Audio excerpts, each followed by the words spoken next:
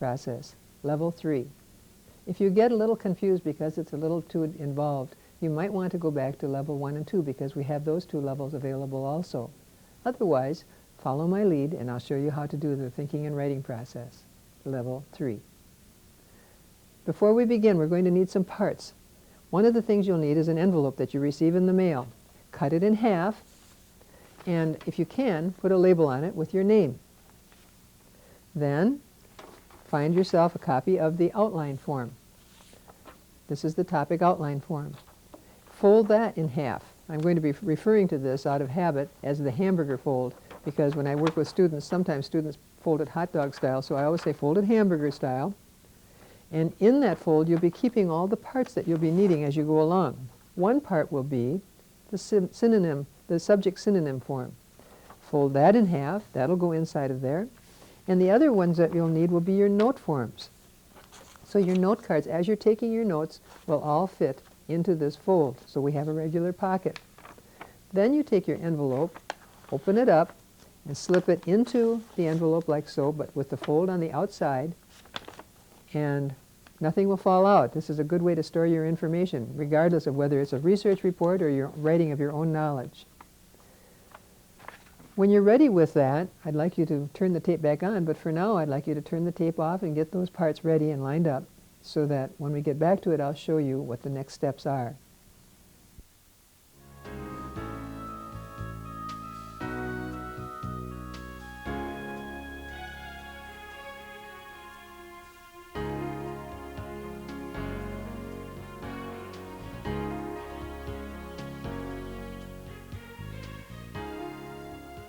Ready to go? Good. Let's start with step number 1. The first step is to choose a subject.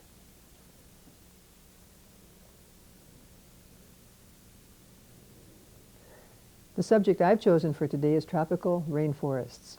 You may use that subject if you'd like, but you really don't have to. You can use your own subject and follow along as I show you how my subject would go. Your teacher might be helping you with your subject, or perhaps your parents, or perhaps you know exactly what you want yourself. The next step is to find information. You're going to find books, or magazines, articles, newspapers, interviews, if you're going to find the information that you don't already know. And that would be a research report. On the other hand, you might be using your own knowledge, which means it comes out of your mind. It might be a field trip that you took a couple of weeks ago, or it might be some knowledge that we all are experiencing, and you're going to pull your knowledge up and take notes about it. If, however, you're going to find information on sources that are not in your knowledge, you will need a bibliography form. So you can get a bibliography form out of the media center or from your book and make a copy of it. And this will be where your author, last name, first name, editor, if there's an editor, it's one or the other, title of the article, a comma, article should be in quotes, the title of the major source should be underlined eventually, city of publication will have a colon after it, the publishing company will have a comma, the copyright year will have a period after it. Sometimes if it's a publication like a magazine or a newspaper, we don't have a copyright year. What we have is a month, a date, and a year for the periodicals. And then find what volumes are involved, if there are volumes, and what pages are involved in giving you some information. When you have 2 or 3 of these lined up, at least 2 or 3, you'll have a good, what we call bibliography. And call them, give them numbers. This would be number 1. And this would turn into source number 2. Be sure to fill out your topics up here. I wrote my name here. I would write tropical rainforest. You write your title or your subject on yours. So what you're going to do next then is to find your sources before you even begin, if you need sources. If you're doing a report out of your own knowledge, then of course you won't need to write a bibliography because it's your own knowledge that you're using. So find your sources. So at this time I'm going to ask you to look for sources, fill out the bibliography form, keep the bibliography form in your hamburger fold, of course, and so you have all your sources ready to go. You have all that information looked up just once. That's all you have to do. Turn off the tape at this time and turn it back on So we can go on to step 3 when you're ready.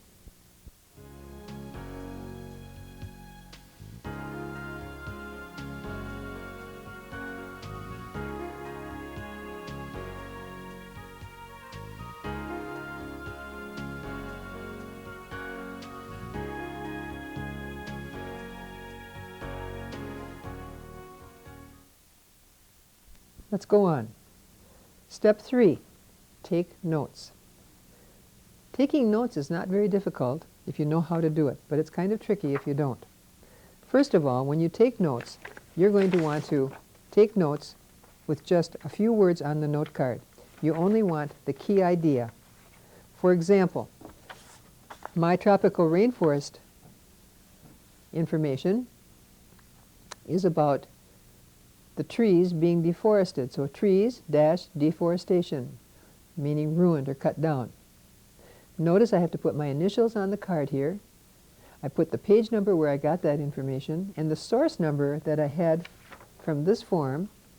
Source number 1, source number 2, source number 3. This would be my source number 3. The page number, and I don't have to write anything else at the top then. I can always track back where I found that note. Notice that is not a sentence. We're trying not to write sentences in our notes, just the key ideas. Again, not a sentence, just the key idea. The initials, my initials, the page, the source.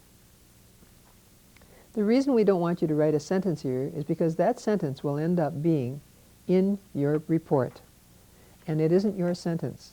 And it turns out to sound like very, very, very funny writing when you end up with all these copied sentences coming out of all kinds of different sources. It isn't very good writing at all. We want you to have this be your report. So don't write in sentences. Just put the key words. If you need to break up a sentence, go ahead and put dashes between things, like I did with trees, dash, deforestation. So you'll be taking notes, key ideas, at least 2 words to a note card, but not sentences. At this time, then, I'd like you to go back to those sources that you found and start reading and taking notes. Be sure to start by putting your initials in the corner so that your notes don't get mixed up with someone else's note. And then put them in your hamburger fold if you run out of time between your note-taking sessions. Keep everything in your hamburger fold with the fold side out. Turn off the tape at this time. Go on and take your notes.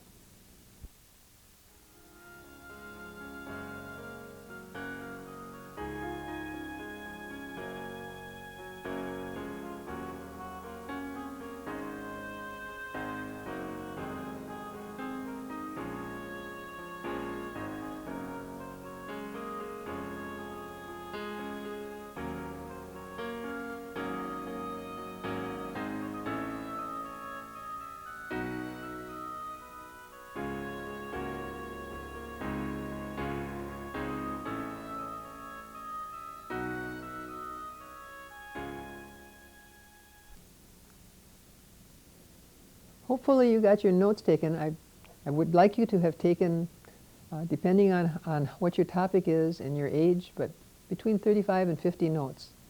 No more than 60 notes. Your notes shouldn't be so long that your paper gets cumbersome. You want just enough notes so that you have an experience with the process and you can do it several times rather than having one huge report. I'd like you to have 35 to 60 notes would be just ideal. If you're not ready with your notes, you might want to turn the tape off again. Otherwise, let's go on. And this is the best step because it's the part that makes the notes become yours. Let's take a look. This is step 3A. From here down to 3F is the part that makes this all your process. You're going to be thinking of examples here. You'll be looking through your notes and asking yourself, for example, or what is an example of my note? Let's take a look at some of the notes. One of them would be, covers 2% of the world. For example, we could say, for example, in Asia, in Africa, and South America, all of that, tropical rainforest in those areas only covers 2% of the world. Or we could say trees, deforestation. For example, we say trees, for example, well, we can talk about the trees in South America and how they're tearing down the tropical rainforests, ruining them, making nothing left. So the example would be in South America, the tropical rainforest there. You go through your notes and find some examples. And as you find an example, put a little arrow up from the example and put it out to the margin, just like that. And then turn your note face down and write your example on the back side of your note. That will help you when it's time to write your report to remember that that's an example you want to explain to your reader when you are writing your report. Find between 2 and 6 examples, and when you're ready, then we can turn the tape back on and we'll go on and do the next step. So first of all, go through and ask yourself, for example, or as what is an example of, and then read my note.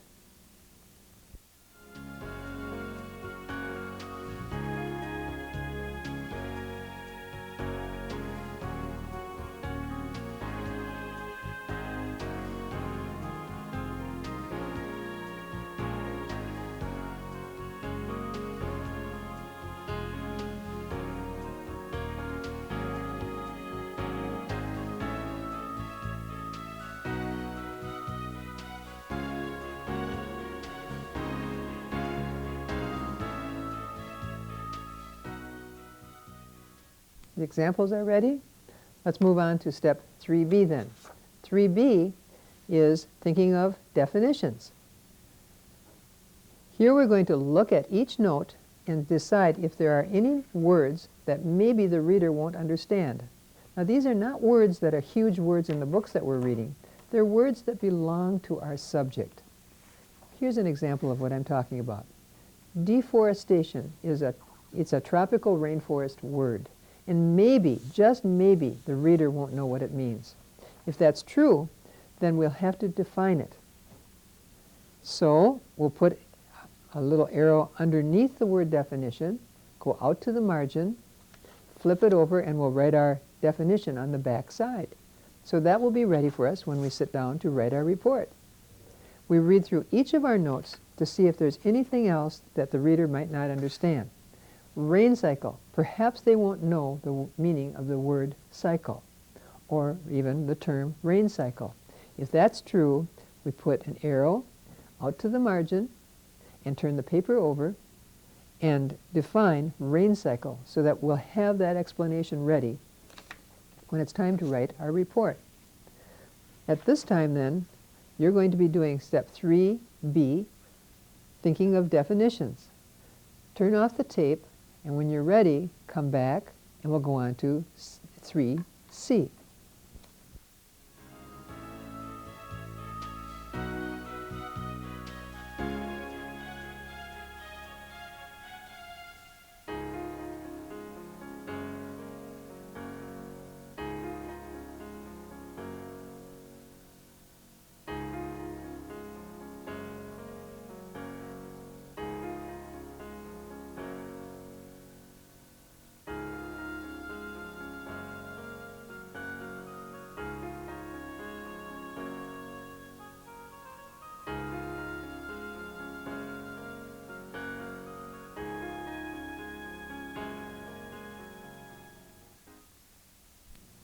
Okay, let's go on.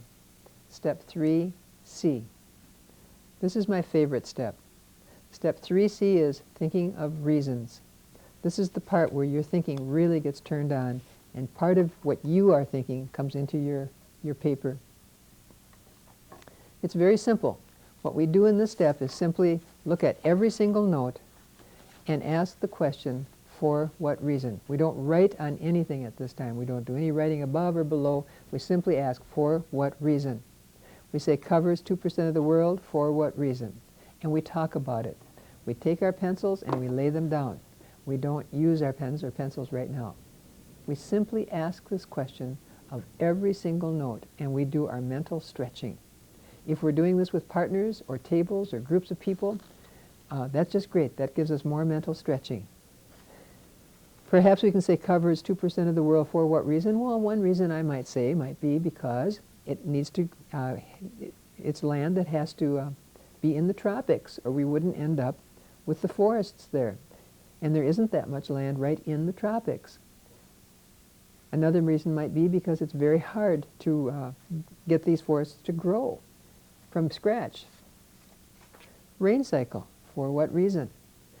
Because they have forever green broadleaf plants and humidity at the right level, temperature at the right level, and the water comes off of those plants and goes up into the atmosphere and comes back down again as rain. And we think through everything like that. Trees, deforestation. For what reason? Greed, people thinking they're doing progress, people needing jobs, having the wrong emphasis, not having a different way of raising money than to sell forests. Gold mining. For what reason? And I answer and answer. What happens if I can't think of an answer?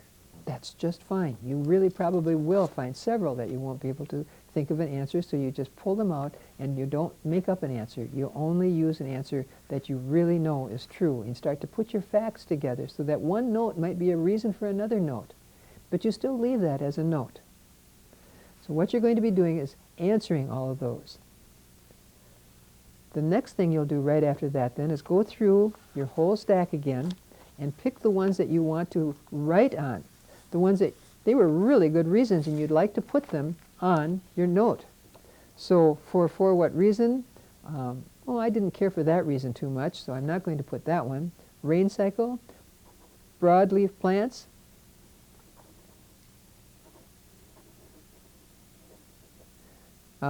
moisture into atmosphere.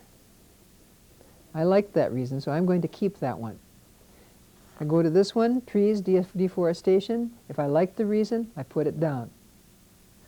Okay, so what are you going to do? Let's talk about it. You're going to read every single note, and you're going to ask for what reason of every note. Don't say why. That's a different question. But for what reason? And then you're going to write on the ones that you'd like to put into your paper. Count up the total number of notes. Let's see, if I've told you you're going to have 40 notes, you don't want more than 10 or 12. For what reasons? You'd like just 40 notes with about one-fourth of your notes. A little more maybe possibly, but about one-fourth of your notes would be just fine. So no more than a fourth of your notes writing on them. When you get finished, then you'll have your notes thought through, and you'll have your reasons written on your cards that you're going to be using in your paper. Turn off the tape at this time and come back when you're finished.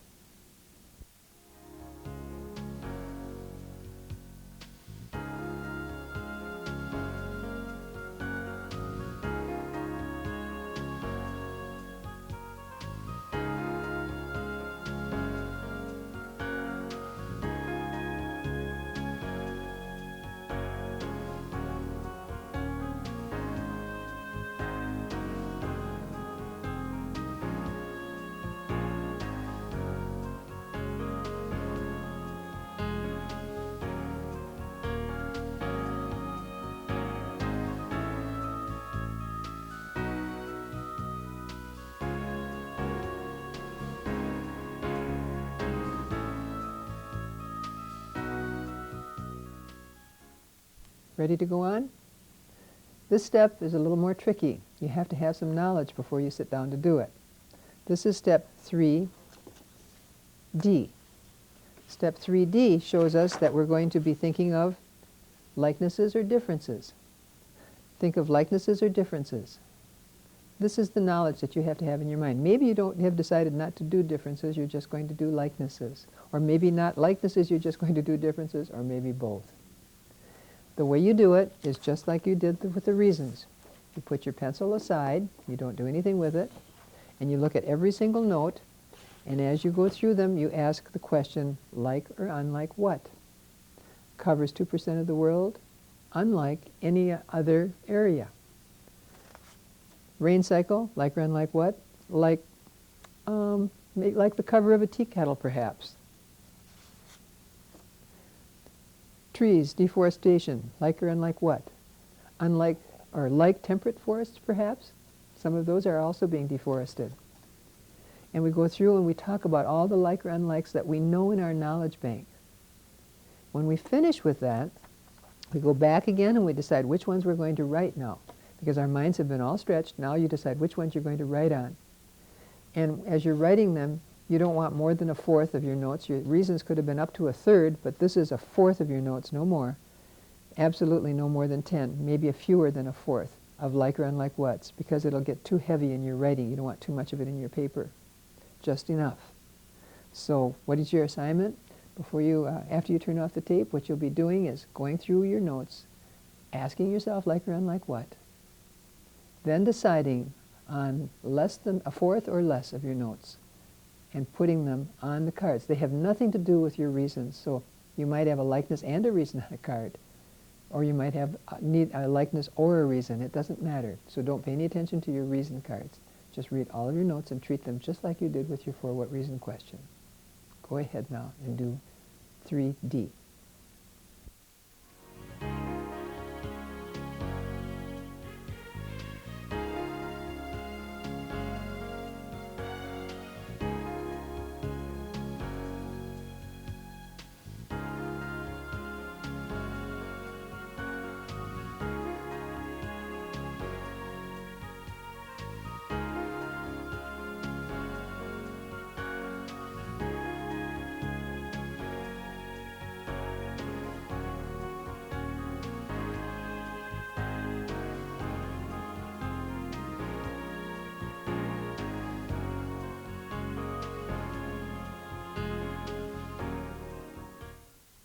You have your likenesses or differences ready? Let's go on to the next step. The next step is 3E. This step means that you'll be able to plan your sentence patterns so that as you're sitting and writing or typing at your computer, putting it on the word processor, you don't have to invent that at the time. This step will help you to be ready with a variety of sentence patterns. You'll be ready in advance. Here's how it goes. If you take your notes, and first of all take the notes that have either a reason or a likeness, either one or the other, but not a note that has neither one at this time. First of all, one that has either a reason or a likeness. And what you're going to do is try to put those notes in an out-of-order pattern. Here's how it goes.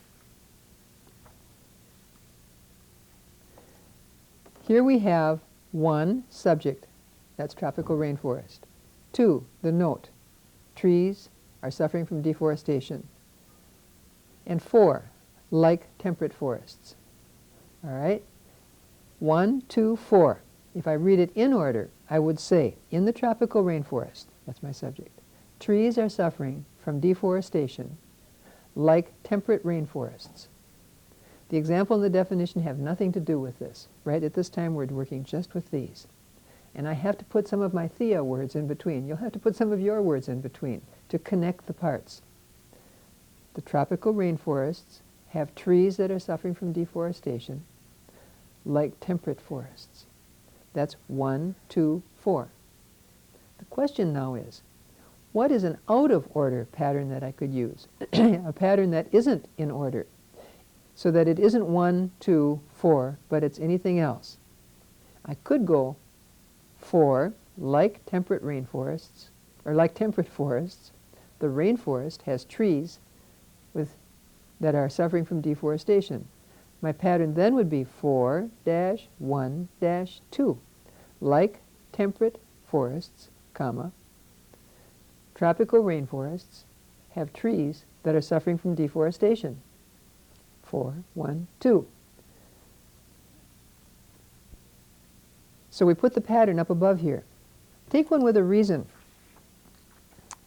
This one says, tropical rainforests have a rain cycle because of the broadleaf plants that provide moisture into the atmosphere.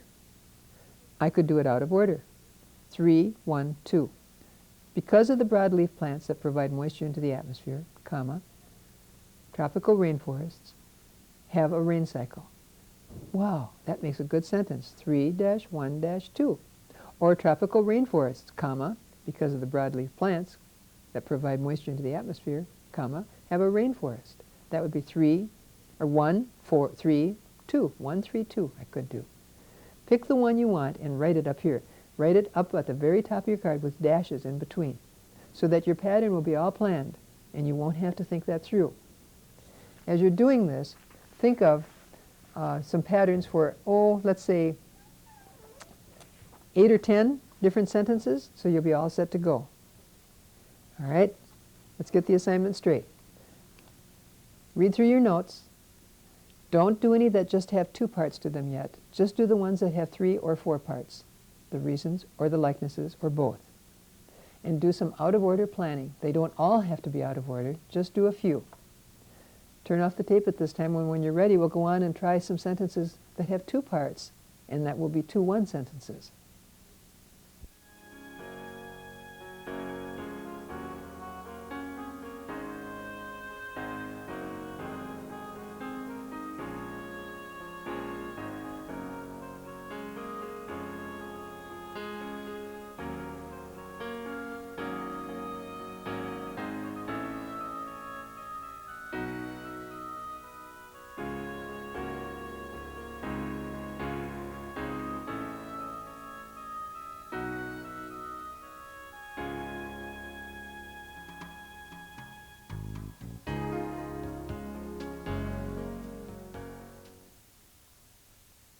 Good.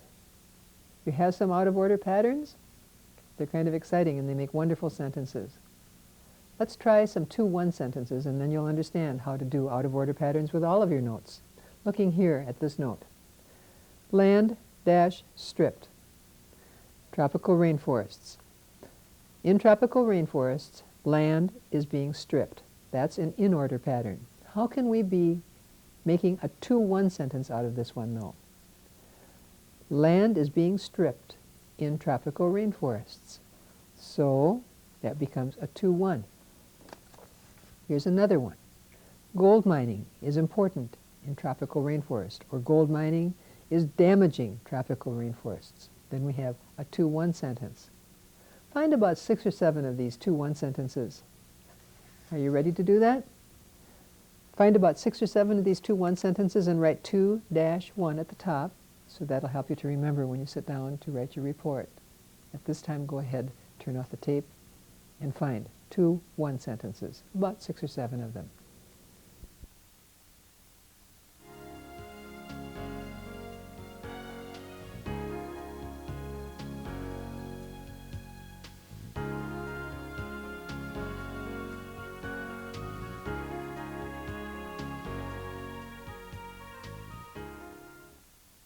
One more part of getting you ready so you'll understand your notes better. You're going to now think of other words to call your subject. My subject is the tropical rainforest. I don't always want to call them the tropical rainforests. I want to call them something else now and then because I get very bored with writing them. Imagine how boring it would be to read. You'll need a form called the subject synonym form, and it looks like this. Fill out the upper right corner of that form. And when you're ready, we can go on. The first place we'll begin is lines 1, 2, and 3. Line 2 is where your subject should be written. Write, as I've done, the tropical rainforests. It's a plural subject, so we need they is the pronoun. And at this time, I only have 2 words I can call the tropical rainforests. I can call them tropical rainforests, or I can call them they. I'm going to have more words when I finish. Here's how they'll go. The word doing, a doing verb, means what they do. What do tropical rainforests do?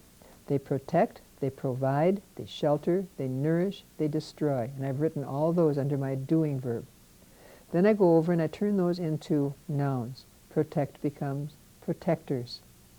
Provides become providers. Shelter become shelters. Nourish become nourishers, and destroy become destroyers. I couldn't think of another one, and that's okay. You don't have to have them all filled up.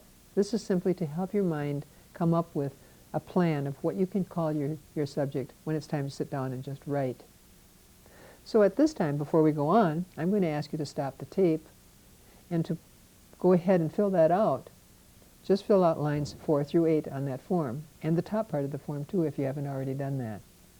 Stop the tape at this time and come back and we'll finish out more on subject synonyms.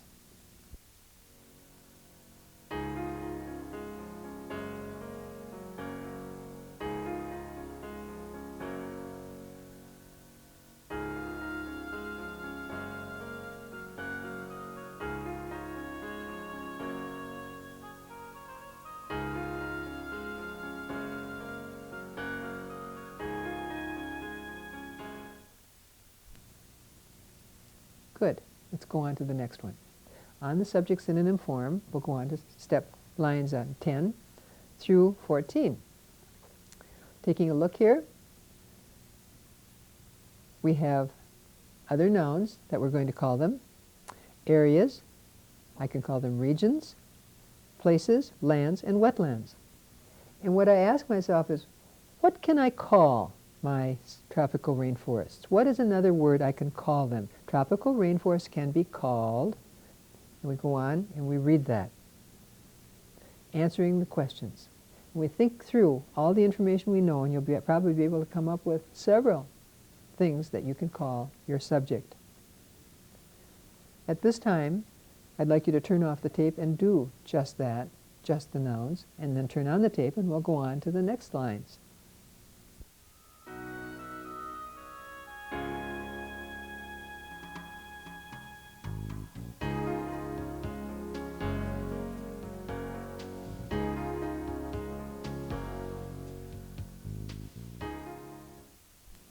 Ready? Let's go on to line 15. There are still other things we can call our subject. Let's take a look on the form. We can call them two-word kinds of names, but before we get into the two part, I'm going to ask you just to think of one because it's easier to think that way.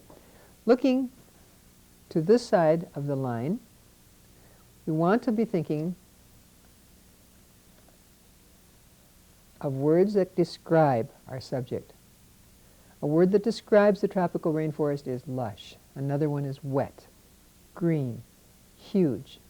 List words that describe, first of all. And what you can say is, my subject can be described as being, and fill in the blanks. After you've finished with that, then you go up above and see if you can find another word to put after it. Or into your mind. Maybe you didn't even get them all on the list above. So we can say lush regions. Good, I got that up here, regions. Wet areas. I got that from up here. Green places. And huge wetlands. So I can take any of these nouns and put them down here, or I can go into my mind and come up with new ones. Finally, when we finish, we will have one more that we're going to do, and I'll do that last. But at this point, first of all, do lines 15 through 19. I'm going to be asking you to turn off the tape one more time before we end this thing, and then you'll have more things to call your subject. Turn off the tape, think of nouns or adjectives first, and then noun synonyms.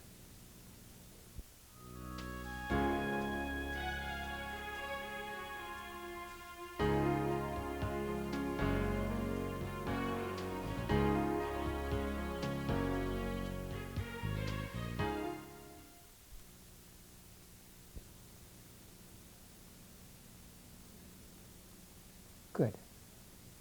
Let's do the last one. The last one isn't always possible to do, and that's why I leave it to last. Looking at our form, the last one means that we're going to have to think of an adjective that can be turned into a noun.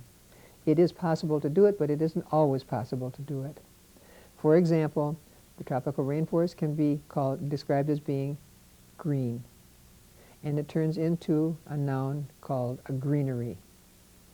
It's not always possible, but it is possible to do it sometimes, and that's why I put that on there. Thinking about your subject, can you think of any adjectives that describe your subject that you can turn into a noun, that it becomes a noun meaning the whole subject? That's one tricky part about this. Sometimes people get mixed up and they just put nouns on here. These have to be nouns that mean the whole subject. Notice I don't have any nouns that say leaf or tigers or monkeys. Those are nouns, but they are not nouns that mean the whole subject. They are part of the subject. They are in the subject, but they are not substitutes for the whole subject. So at this time then, review your subject form, and I'm going to have you finish out the last one. Before I actually have you turn off the tapes, I want to say one more thing. When you actually are going to write your report, you should have an idea of how many of these you really want to use. You don't want to use all of them. So take a look at this form one more time. I'd like you to go through and check which ones you'd really like. Circle the number of the words that you're really going to be using in your report. And I'd suggest you maybe draw circles around 8 or 10 of them, no more than 10. You don't want to use all of these if you only have a few notes. Now, if your paper is many, many pages long, of course, that will be different. But I'm hoping that your paper won't be that long. I'm hoping your paper will be short enough to give you some variety of experiences with the process instead of having one such a long one. Anyway, circle 5 or 6, 7 of these, and you're going to for sure be using them. Then when you sit down at your computer or at your paper to write, when you use it, you'll put a check on it. I used that one, and if you use this one, you put a check on it. That's a way to check yourself off so that this form doesn't get lost back in the back of your notebook. So let's go one more time, and I'll tell you how this goes. You're going to turn off the tape, finish out thinking of an adjective that can be turned into a noun, and then go through and circle all those that you really will be using, between 5 and 10 of them that you really will be using. No more than 10, no fewer than 5. Go ahead and turn off the tape.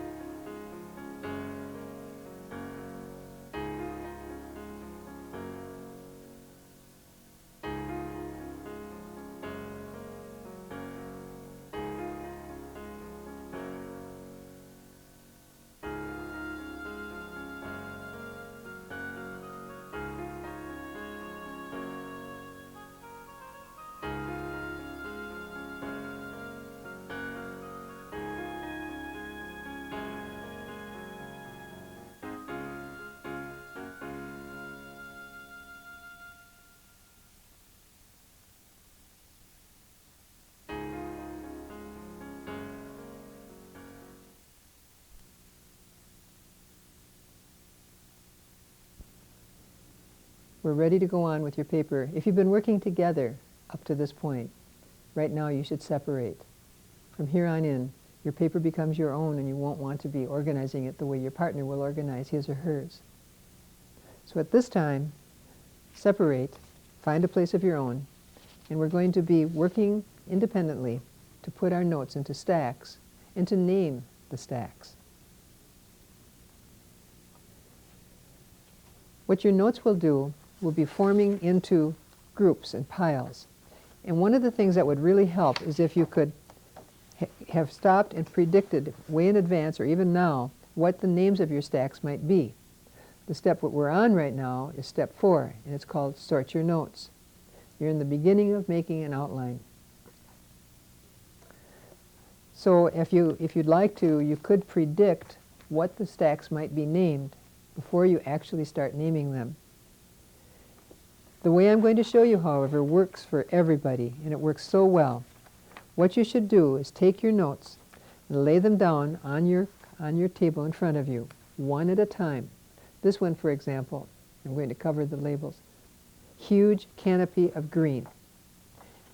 And then I look at this one and I say, monkeys in trees.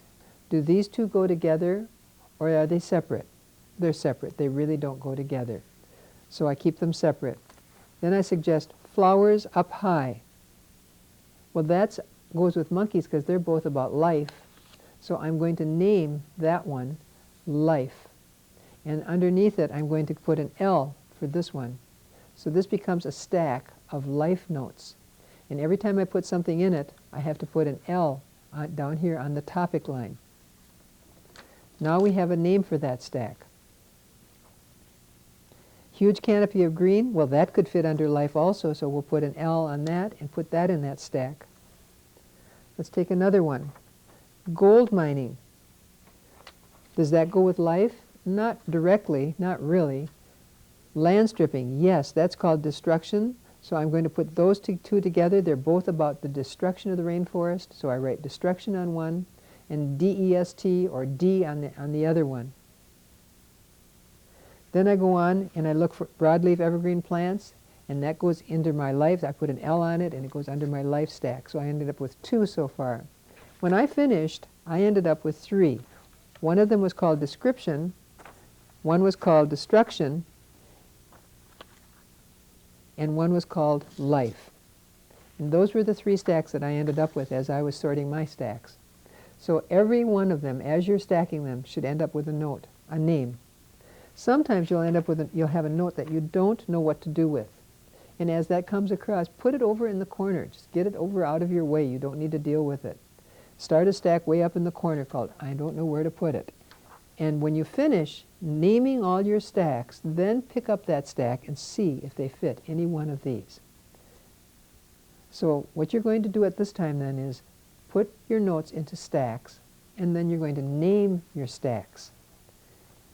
I'd like you at this time to turn off the tape and go ahead and do that assignment, then come back and we'll go on with the next step.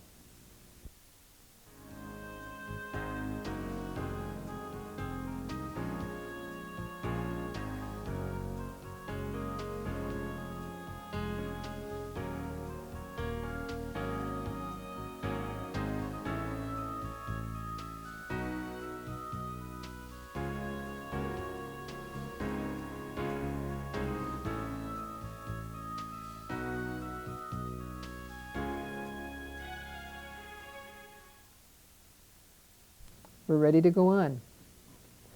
You will at this time need a topic outline form. I have a topic outline form, and it's the one we used in our hamburger fold, remember, in our envelope. We're going to fill out the top part of it, and I'm going to show you how to fill out the information on this topic outline form.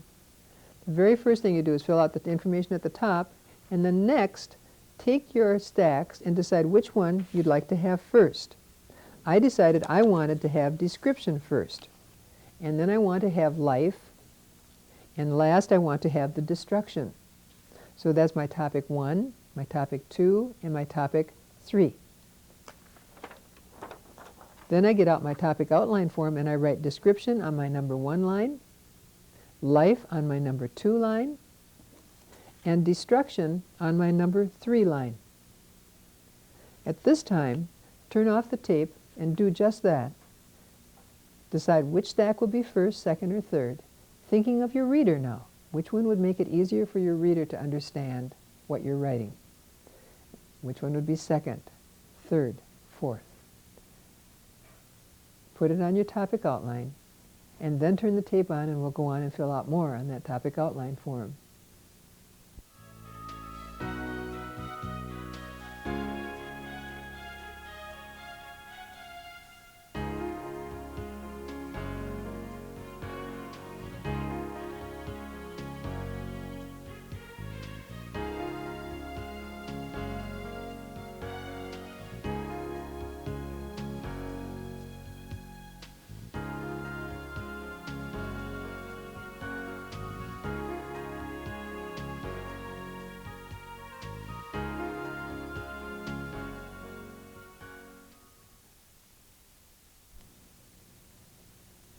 Let's go on. The next step is step 6. We're going to write an introductory paragraph. Write an introductory paragraph. Let's take a look at our board here. We've just sorted our notes, outlined the topics, and now we're going to write an introductory paragraph. And the way we do that is by looking at the topics that we wrote on the topic lines. We wrote topic 1, 2, and 3. That's what I wrote. And up here is where I have to mention those topics. Before I do that, however, I have to write what my whole paper is about. So on my topic outline form, after I filled out the top of it and everything, I write a first sentence that talks about tropical rainforests. Tropical rainforest. And I don't want any notes in this sentence. I want just a broad sentence so that my reader knows what it's about. But I'm not going to say my paper is going to be about tropical rainforests, or you will be reading about tropical rainforests in this paper. That's not a good sentence. We simply say tropical rainforests, start with it, and I drew a line under it so you could see, are incredible regions, period. That's my topic sentence. That's my opening sentence for my paper. This whole paragraph will be the first paragraph in your report when you actually write. Next, I want to take the 3 words that I've described, description, life, and destruction, and put them up here. But if you'll look at the top here, it gives you directions. It says, put at least 2 of them together in one sentence, so that you don't have a whole sentence about each one. It also says you have to put them in the order that you wrote them. It's kind of nice to write these in pencil in case you want to change it now. And the third thing it says is to be sure not to put items in a series, like my paper will be about the description, the life, and the destruction of the tropical rainforest. So, my paper says here, their description shows how focused on life they really are. There, I have 2 of them in one. Destruction of these lands is moving at a fast pace. Now I have the 3 words in the order that I've listed them on my outline. At this time, I'm going to ask you to write your topic paragraph. It's your opening paragraph or your introductory paragraph. So let me just explain one more time what the assignment is. Write your introductory paragraph. Write the first sentence about your subject, and the other sentences should include the topics in the order that you listed them on your outline. Turn off the tape at this time.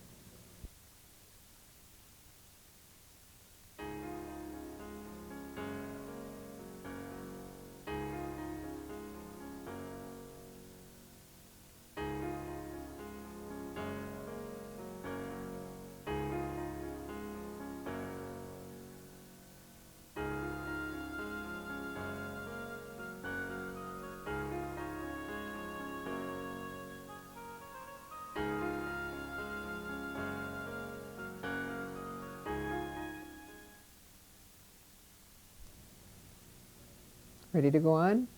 Good. Let's go on to step 7. Step 7 means writing a topic sentence.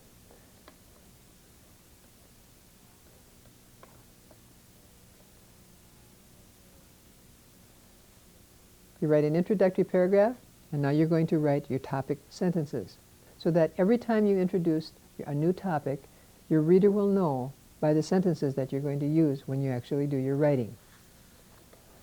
First of all, then, let's take a look at where we would write these. These go on our topic outline, right across from the topic. We have a rule about this too. We can't write these in question form because we already know how to do that. We're learning how to write statements, so these should be statements. We have to use this word, the topic, and the subject at the top. We have to put those 2, or a synonym, something that means that. We could say looks like here, and we could say regions here, but we have to use something that means those 2 words over here in our topic sentence, and then circle those words so that we have the right ingredient there. We know that we've done it right. My sentence says the tropical rainforests can be described as being unique to the world. Rainforests described. That's exactly what we do. My next sentence takes up the word life. Life is abundant in the rainforests. Life, rainforests. Circle the 2 words, and now I know what that whole paragraph will be about. However, notice what I did here. In this case, I started with this word, not with my subject. Try that. Start with your topic on some of your sentences to give it variety, so you don't always have tropical rainforests have a description, tropical rainforests have life. Give it some variety. Next, tropical rainforests and destruction. I've decided again to start with my topic. Destruction is seriously threatens these lush lands. I didn't write tropical rainforest this time. I wrote the word lush lands, and that's what I mean by tropical rainforests. I think you're ready at this time to write your topic sentences. So would you at this time get ready to turn off the tape and plan to write your topic sentences, including your topic and your subject, or a synonym for them, in every one of your topic sentences. Circle the key words, though, so you can check yourself, and don't put any notes into your topic sentences. There should be no notes unless the whole paragraph is going to be about that note. Go ahead and turn off the tape.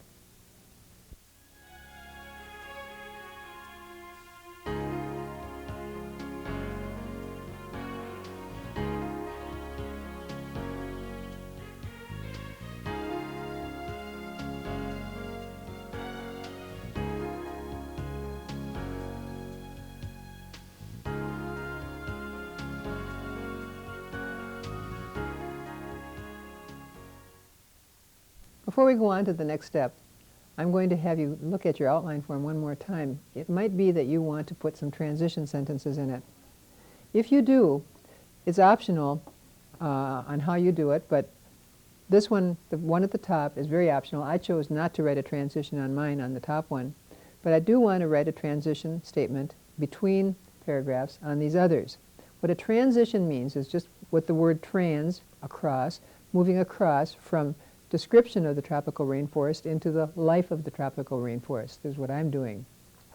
And what I wrote for my sentence is, in these unusual, that means description, regions, comma, life is abundant, and I can leave out, in these unusual regions, life is abundant in the tropical rainforest, or something to that effect. I would also come down with this one. I'd say, however, comma, the abundance of life is questionable because destruction seriously threatens these lush lands. And that would be my transition. If you're ready for transitions, this is how you can do it. Putting just even one or two words can be a transition. A word like also can be a transition word. However, definitely is a transition word, but I've even gone into bringing those words, life and abundance, down into my sentence. So it's a way of starting a new paragraph by bringing a little bit of the old paragraph down into it. And that's a transition that moves from the old to the new paragraph. It'll help your reader. So you'll be wanting to turn off the tape to do that if you want to do that step, and if you're ready for it. You can survive without it, but it's a nice touch on your paper if you do have it. At this time, then, turn off the tape just to do the transitions, and when you turn on the tape, we'll go back and do the subtopics, which is the next step in our process.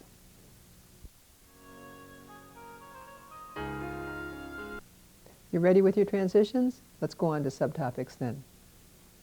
Step 8, outlining subtopics.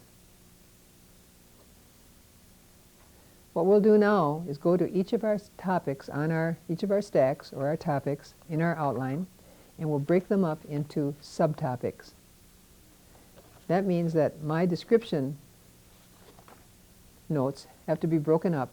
And I only had 2 of them, but it works out that I can break them up. And I break them up by putting area on one and rainfall on the other. And when I do that, I write the word area and the word rainfall. I'd like you to take your first stack of notes and break it up into at least 2 parts. At least 2 parts. Can be more. And then name the parts and put the names on the subtopic lines. All right, get ready now. At this point, we're going to have you take your Roman numeral 1 topic, take the notes, break them up, at least 2 parts, name the parts, and print them on the outline form.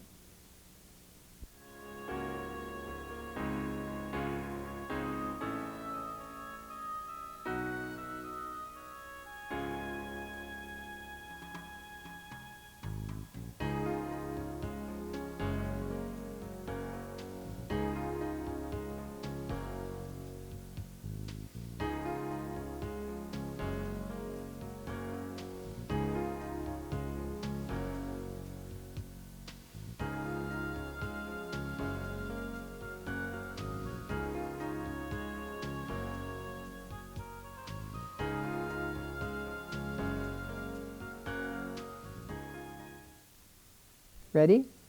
Let's go on to step 9, and I'll show you how to do it. Step 9 is numbering. Now we look at our notes and we number them. I want this one to be my first note and this one to be my second note. So I number 1 and number 2. And I put my numbers over here on my outline. Number 1 and number 2. My next number will be 3. Number 3. So I take these notes and I put them face down so that my first note will be the first one up, showing when I turn it right side up. And I'll get out my Roman numeral 2 stack of notes, which for me is my life notes. And I look at the Roman numeral 2 notes and I say, which ones go together? Do these go together? Yes, they do go together because they're both about plants. So I can write plant on one and P on the other one. P and plant. This is another plant one, so I can put a P on it and put it in my plant stack. Here's another one that's a plant stack. This one's a human stack, so I write human. It doesn't go with any others. And this is an animal stack. So I have 3 stacks, plants, humans, and animals. And I name those stacks on the subtopic lines of the cards. Now I take those subtopic lines and decide which one I want first. I would really like to have the animals first, and then the plants, and then the humans. So under my life, on my topic outline, that's what I do. I write animals, plants, and humans.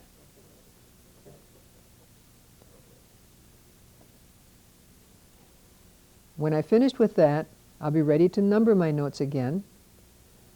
And doing step 9, so we're going 8 and then 9, 8 and then 9. So we've just done step 8. Step 9 means numbering them. I'll put that's my third note here. Go face down. And then I fan the notes out because I want to be able to read them. Now I have several notes. And I've decided I would like to have 4, 5, 6, and 7 in that order. So I go 4, 5, and then I take my notes and put them in an order like this, 6 and 7. And I close them up and I put them face down with my others. There I go. And this becomes my 8th note. My last note is number 8, so on my outline I go to step 3 through 8. My next note will become note number 9. And I'll be doing my destruction notes. Now I take all this second stack of notes and I put them face down, crisscross on top of my first stack of notes. So there's my topic 1, my topic 2. When I finish with my topic 3 notes, they will be 9 through, let's say, 19. And I put them face down, and I'll have them all in order for me to sit down at the computer or at my tablet and write my paper. And I'll need to put these subtopics on here also. So at this time, I'd like you to go through and arrange your subtopics, asking if they're related or unrelated, see if they go together, name your stacks, and write them on the subtopic lines. Go ahead and do step 8 and 9 for Roman numeral 2. Then do step 8 and 9 for Roman numeral 3.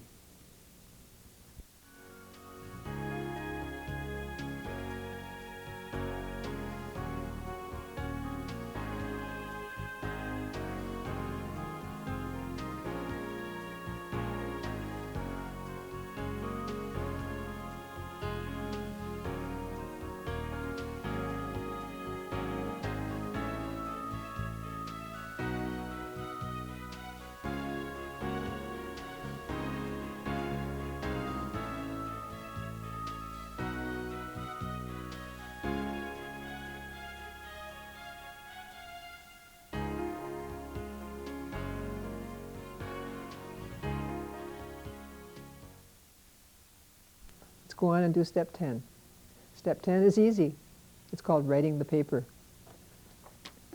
Let's look at it.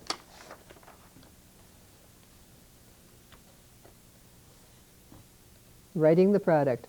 Whatever it is you're writing, expository writing, narrative writing, any kind of writing, you really can write it all out now. You're ready to go. You have your structure. This is all we have to do. We have to get out our Roman numeral, we have to get out our outline and our Roman numeral 1 stack of notes. That's how we begin. So we look at our outline first.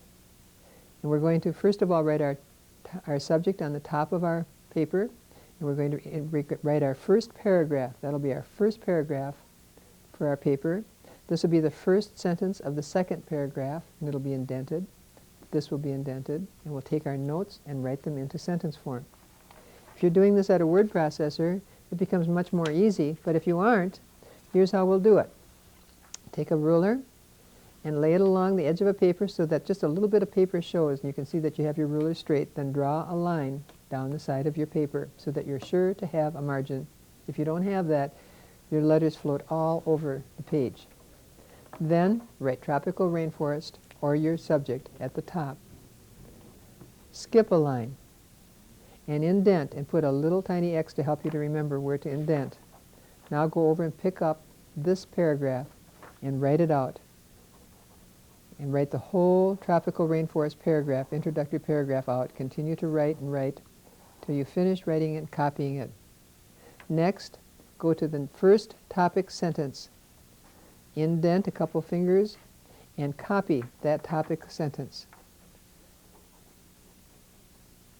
And you write that whole topic sentence. Then you take your number 1 and Roman numeral 1 topic, the first one, and you take all those notes. In this case, it's just 1 and 2 for me. And I take those notes and I turn them into sentences. If I have a sentence pattern at the top, I use my sentence pattern. If it isn't, I write the subject, tropical rainforests, and the note. And anything else that's on it. Reasons, unlike, examples, definitions. And I go on and write that all out.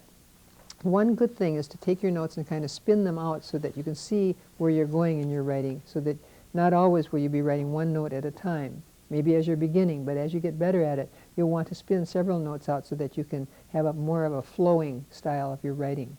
And go right ahead and write, and when you finish this stack of notes, you will start a new paragraph by indenting and copying the third topic sentence, or the second topic sentence, for your third paragraph. At this time then, you can get ready to turn off the tape. Be sure that be sure you number your notes, your pages, but not on page 1. Page 1 has no number. Flip over to page 2 and put a number in the upper right corner. But page 1 has no number on it because it already has a title. I'm not going to have you put your name on this page, however, because I'll show you how to do a title page later on. So all you need is just the title on this one, and we'll have a title page with your name and everything. Get ready at this time then to turn off the tape and go ahead and write your paper. Enjoy writing it because you have all your thinking done, and this is kind of the easy part. Then turn on the tape and I'll show you how to write your conclusion.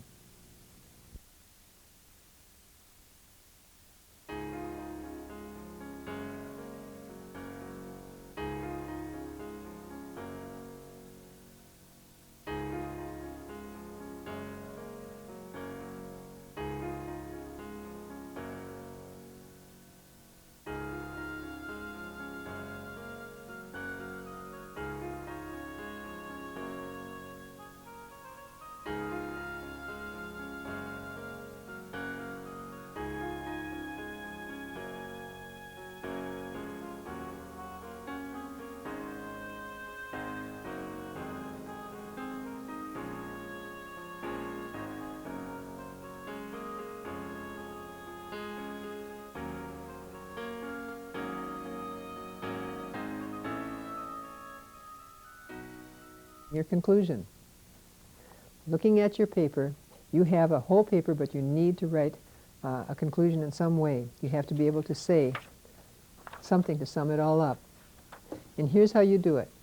You look at your Roman numerals and you decide either a most important idea about each Roman numeral or a conclusion that you want to make about it, a broad statement about each one. And in your final paragraph, you write the paragraph by first indenting and writing this one, then this one, then this one. A concluding statement or a broad statement or a most important idea that you want your reader to remember about description, about life, about destruction. When you finish that, then you write a summary. I mean, that's a summary. Then you write a final statement, meaning think of the final point you want your reader to remember, the most important one. Mine would probably be something like, tropical rainforests need our help, or tropical rainforests are important areas that people really don't realize need so much work. That kind of statement, something that would give you a punchline for the reader. Okay, so let's review one more time before you turn off the tape. Read your Roman numerals. Write a broad statement or a most important idea about each Roman numeral in the order that they are on your outline. The final sentence will be a broad sentence with a punch to it that ends your paper, so the paper knows the reader knows that's the end. And you won't be writing at the end. That you won't need to do. At this time, then, turn off the tape and write your concluding paragraph.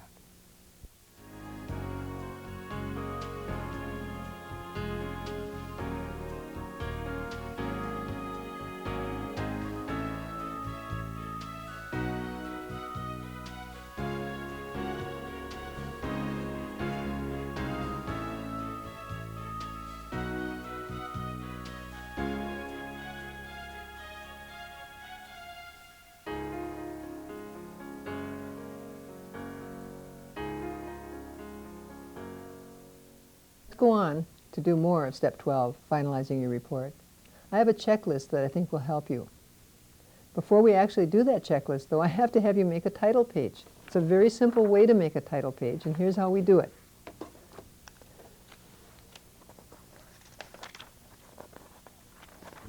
We take the title page pattern and we put it under our tablets or under your typing paper if you're doing a typewritten report, and we slip it underneath so that the word's title here shines through, and I can put my title where it says title here. Small by goes right here. Then it says your name. Write your name, your teacher, the date, and that becomes your title page. And you can pull your title page out, and it's all set for you to use. And the title page will go on the front of your paper. Mine's a word process title, but that's the way it would go.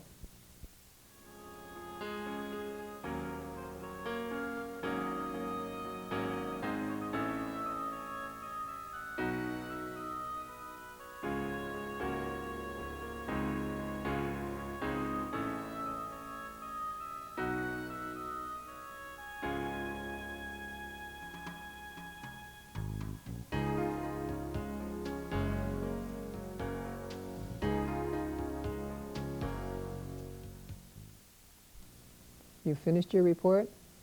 It is now time for you to finalize it, to take a look at it. I have a way that I think you'll like. It really does seem to work. What I'd like you to do at this time is to find the form that looks like this. This is Step 12, called Finalizing the Report. This form has two sides to it, and all you have to do is make it so it has two sides that show. First of all, here's my tropical rainforest report. And what I'm going to do is read my report with this form. And what I do is read the form and ask the questions. This one's about my report. Did I write my title on the first line centered? Yes. Did I leave the blank space? And so on. I do all that reading. The next thing I do is turn it over, and now this is about my writing. This is very detailed. This is my favorite side. This is the part that I'm so pleased because it works for kids so well. Read the whole first sentence aloud. Use your mouth and your lips, because many times we read what isn't there. What we say is right, but what isn't there, it's not in writing at all. We're saying things that are not in the writing. Read only what you see in the writing. Then ask these 6 questions. Does this sentence make sense to me? Did I start this sentence with a capital letter? Did I end the sentence with an end mark? And what I should be able to see my students doing is nodding. They should be pointing, yep, I did, end mark. Do I feel uneasy about any of my spelling? And I don't mean for you to be uneasy about big words. What I'm talking about are the everyday words. Which words you're not sure about? and draw a light circle with your pencil around the words that make you feel uneasy. Do I feel uneasy about any of my capital letters? Draw a light circle around any of the letters that make you feel uneasy.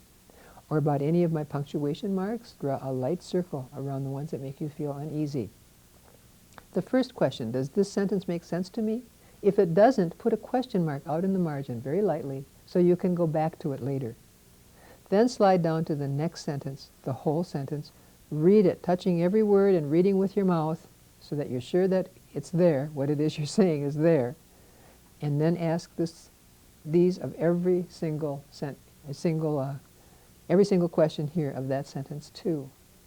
Finally, go on and read every single sentence, ask every question of everyone, and that will slow you down, so you will now have a way of questioning yourself and examining your own writing if you don't have someone else to do it for you.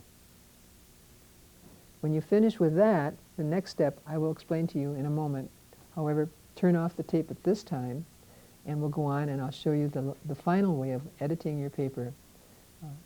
Go ahead and turn off the tape and ask those questions.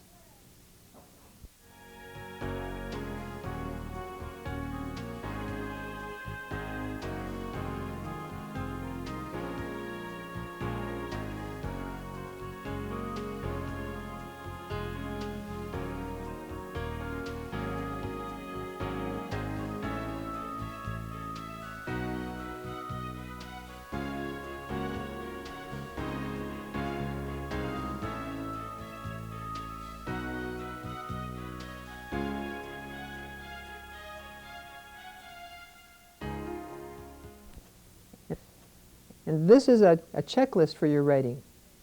It seems to work quite well also, and the way this works is you look at each item on here, and if you did it, you put a dot on that line. And if you did that, you put a dot. If you didn't do it, you put an X. If you only did half of it, you put a half of an X. So we have dots, dots, and half X's and X's. You go through each of these and check them. Then your teacher can go through and give you points. There are 10 points for the title page, 10 points for the outline, for the written page, and so on. There are 30 points for form, 40 points for paragraphs. Now here's how the point system works. You count up your X's and you found you had 7 X's or half X's, all included. You count an X, a half X is an X. And your teacher finds that you found that you done this mistake yourself and went over to your paper and tried to fix it the best you could. This is no longer a mistake. So you get whole point now. You get the whole 10 points, even though you might have had them wrong on the first go-through. But the most important part is that you found it yourself. We want you to be able to find your own mistakes as much as possible so that when you go on, you don't need an adult there to help you. You can do it yourself. Find all the mistakes you can find, put a whole X or a half X on them, and count the score up here under how many X's you found. And when you find a spelling word that's a problem, like the word there, write it up here, and we'll end up trying to fix it, or the word where. When I'm talking about spelling words, I'm talking about the everyday words, not the huge words, but the words that we spell commonly and misspell often. And try to find, then we're going to try to think of a link for those. For example, if I am in there, and if he is in there, it's an ownership word. Then that makes it an ownership word. So I can write my little slogan out here. If I am in there and if he is in there, we own things. Here's where. Where is here. It's either, where is it? Here. Here and where are places.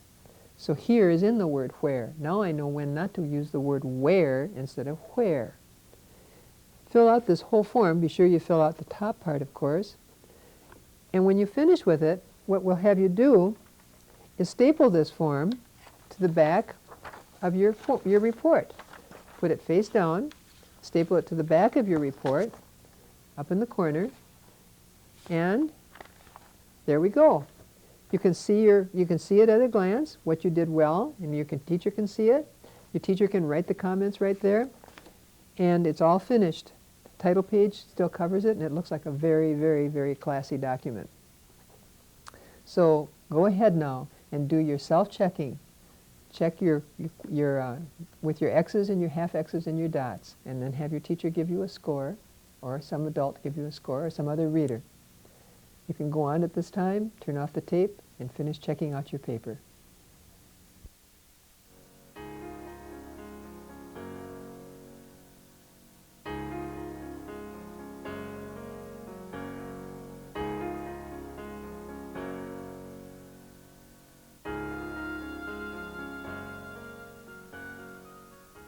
One final point I want to make before we end this tape, and that's that you have heard a lot about the writing process.